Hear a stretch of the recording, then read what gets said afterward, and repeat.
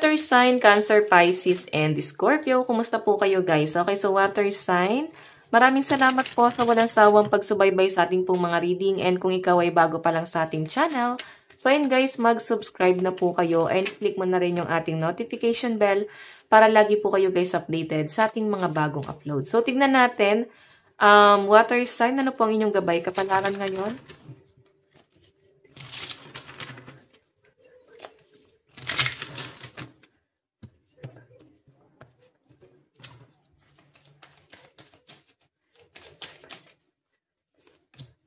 Meron tayong The Lovers. Oh. Meron tayong Five of Cups. Water sign. Sir Pisces, Scorpio. Gabay kapalaran. Meron tayong Five of Coins. Okay. And Page of Cups. Okay. So, water sign, sa pinapakita sa akin dito, para bang may magdedemand sa'yo ngayong araw. Pwede magdedemand yung person mo na para bang wala ka ng time sa kanya. Ayan o, may mga regret ka rin syempre nararamdaman dito. Kumbaga, hindi mo rin siya mabigyan ng time. Kasi Five of Coins, siguro may conflict ka sa pera, hindi maayos ang daloy ng pera mo ngayon. Page of Cups, meron ka pang mga iniisip na problema. Ngayon kasi guys, medyo sensitive ka eh. Siguro, para bang hindi mo rin naman mapagtuunan ng pansin si person mo. Nagdedemand siya guys. So, nandito yung The Lovers. Five of Cups. So, may regret. So, alam mo yung feeling na para bang anong plano mo sa atin? Ano bang mangyayari sa atin? Ganon yung nafe-feel ko rito. Siguro gusto ng person mo na magkaroon kayo guys ng bonding. Okay? Kasi nandyan yung The Lovers. Yun nga lang guys, siguro ang worry mo dito is yung Five of Coins mo, no? Ito kasi guys, struggle to sa pera eh. Ayun, no? Diba struggle? Nababasa nyo ba? Yun, struggle. Diba? Nagkakaroon ka ng struggle pagdating sa yung financial. So, Page of Cups. Nakikita ko dito guys, nag-i-imagine ka, nag-iisip ka, dahil mong iniisip. Parang nagkakaroon ng ano guys eh, sa madaling sabi, para bang natitrigger yung depression or anxiety mo. Pero hindi halata sa inyo guys kasi iniisip mo pa rin dito, water sign, yung mga makakabuti.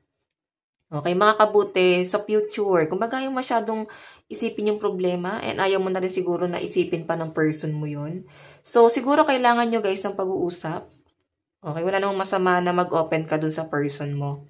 Pag-usapan nyo ano yung conflict nyo guys.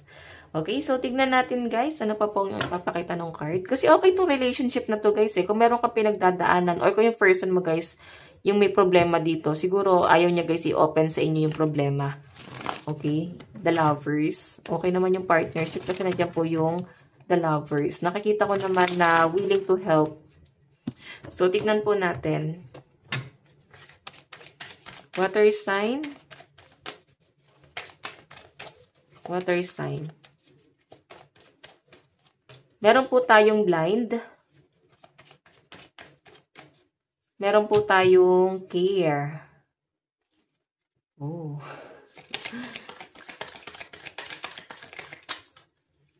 Okay. Meron tayong indulgence. Protest. So guys, sa pinapakita sa akin ditong, may success na mangyayari sa inyo. Ang kailangan mo lang dito is, para bang mag-focus. Ayan, no, ang dami mong plano. Sobrang gaan ng pakiramdam na nakikita ko sa inyo, guys. Sabi ko nga, natitrigger yung depression. So, I think ma-overcome mo naman siya, no. Huwag ka lang sana magkakaroon ng kaaway sa sinasabi ng card or makakaalitan ngayong araw kasi sa nakikita ko, madidistract ka dito sa success na makukuha mo sana ngayong araw. So, I think, meron ka mababalitaan, good news na maaari ikasisiya mo. Ganun yung pinapakita sa akin. Okay? Iba sa inyo, guys, ayan. Maring siguro na ano ka ngayon, para bang focus ka ngayon sa mga anak mo, kung may anak ka or sa family mo. Okay? And yung mga nanggugulo, mga nakikipag-away, sumisira dito sa relationship na to guys, or sumisira sa diskarte mo. Sa nakikita ko guys, wala kang pakialam dyan eh. Basta ikaw masaya o bulag-bulagan ka na lang dito, water sign. Hindi mo napapansinin, para bang bahala kayo dyan. Ganon. So, meron po, diba, blessing. Napakaganda nito, water sign. May blessing na paparating sa inyo. Kakasabi ko lang kanina. Okay? Kung hindi siya ngayong araw, maaaring meron kang ine-expect na paparating na pera or tulong. Okay, baka iba sa inyo guys nag-loan or pwedeng sahod, malaki-laki or pwedeng kota. Okay, so meron tayong compromise, may mga pagtatalo na ko. Alam niyo yun guys, ang swerte mo pagdating sa pera, pero pagdating sa relationship, nararamdaman mo na parang bakit hindi nagiging maayos. Sabi ko nga sa inyo guys, nadidisappoint sa iyo yung person mo. Okay, may pangungulila siyang nararamdaman dito and compromise siguro.